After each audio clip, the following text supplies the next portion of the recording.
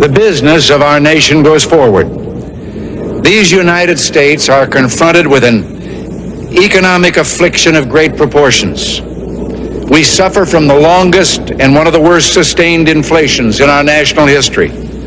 It distorts our economic decisions, penalizes thrift, and crushes the struggling young and the fixed income elderly alike. It threatens to shatter the lives of millions of our people.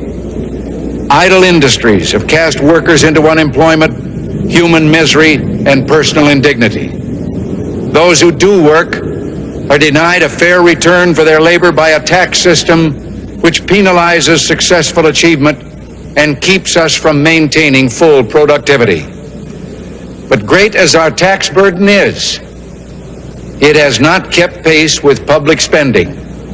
For decades, we have piled deficit upon deficit, mortgaging our future and our children's future for the temporary convenience of the present.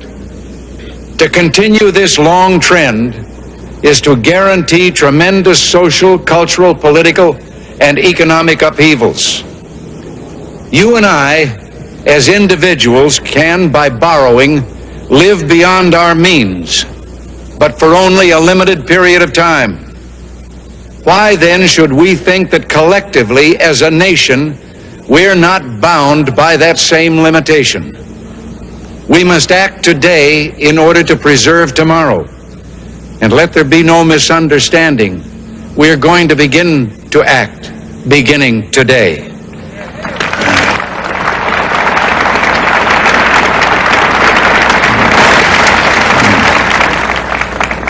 The economic ills we suffer have come upon us over several decades.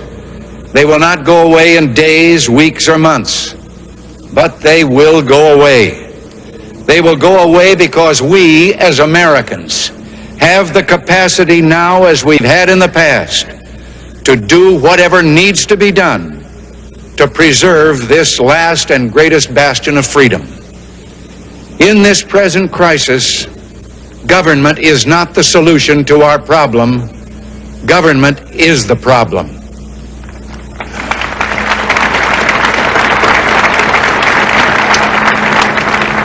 From time to time, we've been tempted to believe that society has become too complex to be managed by self-rule, that government by an elite group is superior to government for, by, and of the people.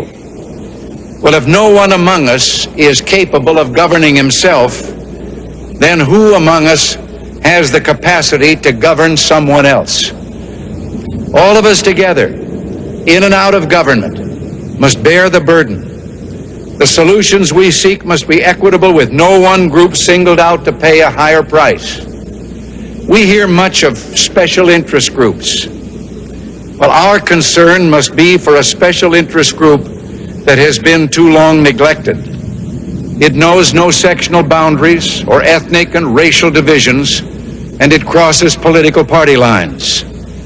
It is made up of men and women who raise our food, patrol our streets, man our mines and factories, teach our children, keep our homes, and heal us when we're sick.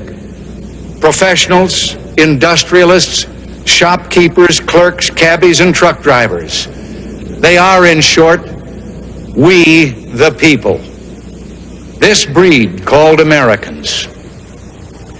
Well, this administration's objective will be a healthy, vigorous, growing economy that provides equal opportunities for all Americans with no barriers born of bigotry or discrimination. Putting America back to work means putting all Americans back to work. Ending inflation means freeing all Americans from the terror of runaway living costs. All must share in the productive work of this new beginning, and all must share in the bounty of a revived economy. With the idealism and fair play which are the core of our system and our strength, we can have a strong and prosperous America at peace with itself and the world. So as we begin, let us take inventory.